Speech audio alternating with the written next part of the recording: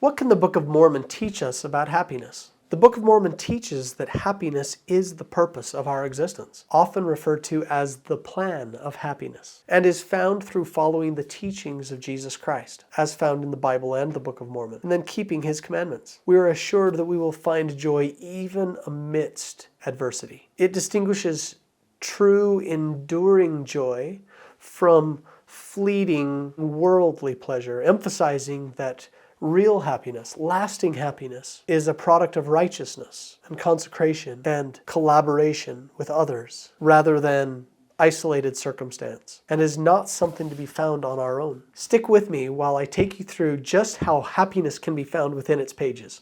I promise that as you ponder what you study, the windows of heaven will open, and you will receive answers to your own questions. The first Book of Mormon prophet Lehi teaches his children several important principles regarding happiness. One of these is found in 2 Nephi 2, the second book of the Book of Mormon. He says, "But behold, all things have been done in the wisdom of him who knoweth all things.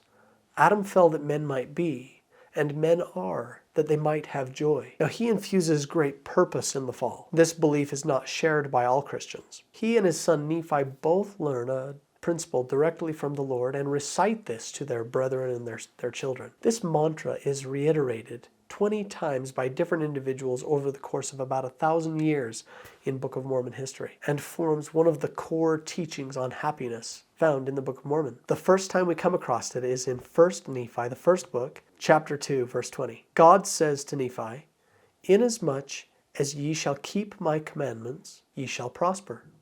Now, that seems like a pretty simple recipe, right?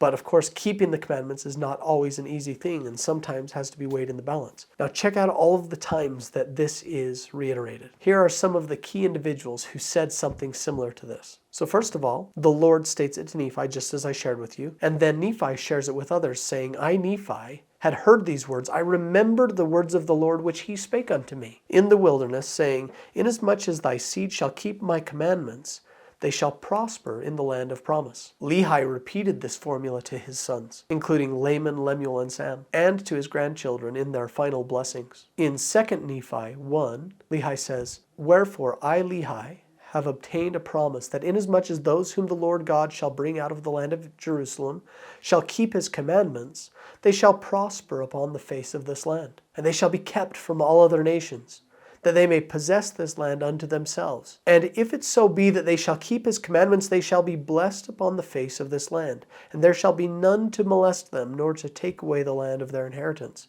and they shall dwell safely forever." Note that there is a very hard condition to this. They must keep the commandments of the Lord. And in this way, we come to see that the commandments are a great gift, a great protective blessing, that if we will adhere to them, they will allow us to prosper and be protected from molestation. Much, much later, Jerem, an ancestor of theirs, says, "And thus being prepared to meet the Lamanites, they did not prosper against us. But the word of the Lord was verified, which he spake unto our fathers, saying, Inasmuch as ye will keep my commandments, ye shall prosper in the land." So you can see that word for word, this mantra was carried down from father to son all the way to Jerem. And then later, King Benjamin taught this principle to his people and to his sons. He says in the first chapter of Mosiah, "And now, my sons, I would that ye should remember to search them diligently, that ye may profit thereby. And I would that ye should keep the commandments of God, that ye may prosper in the land according to the promises which the Lord made unto our fathers." You see how this idea is passed on from generation to generation? Later, Alma the Younger teaches this to his son Shiblon. In Alma 36, he says, "My son, give ear to my words, for I swear unto you that inasmuch as ye shall keep the commandments of God, ye shall prosper in the land." And then a chapter later he says, "If ye will keep my commandments, ye shall prosper in the land, but if ye keep not his commandments, ye shall be cut off from his presence." Lastly, Mormon, who abridged and brought together the entire text of the Book of Mormon, he writes as kind of an overarching principle of the book. He says, "And how blessed were they, for the Lord did bless them in all their doings, yea, even they were blessed and prospered until 110 years had passed away, and the first generation from Christ had passed away, and there was no contention in all the land." Now we're going to go back to King Benjamin, because one of the best passages in the Book of Mormon regarding happiness comes directly from him, while he is giving a speech to his people before he passes on. He says to them, "Moreover, I would desire that ye should consider on the blessed and happy state of those that keep the commandments of God.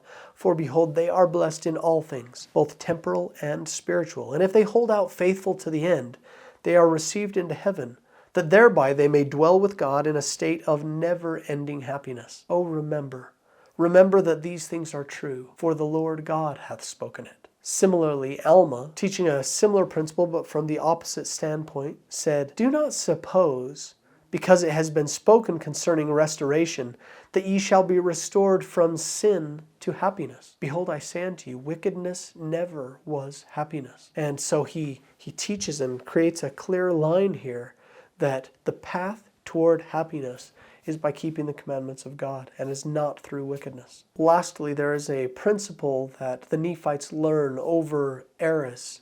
Life is difficult for them. They have to work hard in order to take care of one another and to provide for the needs of their society. They are attacked often by an adversarial force, the Lamanites. They must depend upon God for all that they have. And in the process of all of this, in the struggle that they are experiencing to live and to thrive, Nephi records at the end of his life, "And it came to pass that we lived after the manner of happiness." Now that's pretty remarkable. And when you study the way that they lived and the fact that they were still experiencing so much adversity and felt so much gratitude and happiness, it makes you pause and wonder, how can I also bring that into my life? The Book of Mormon ultimately teaches that joy is cultivated by living the gospel of Jesus Christ, by adhering to his commandments, embracing them, and fully embodying these principles and living them in our lives, looking out for the needs of others, loving God with all of our heart, might, mind, and strength, and loving our neighbor as ourselves. And when we fully embrace these ideals, happiness is the byproduct.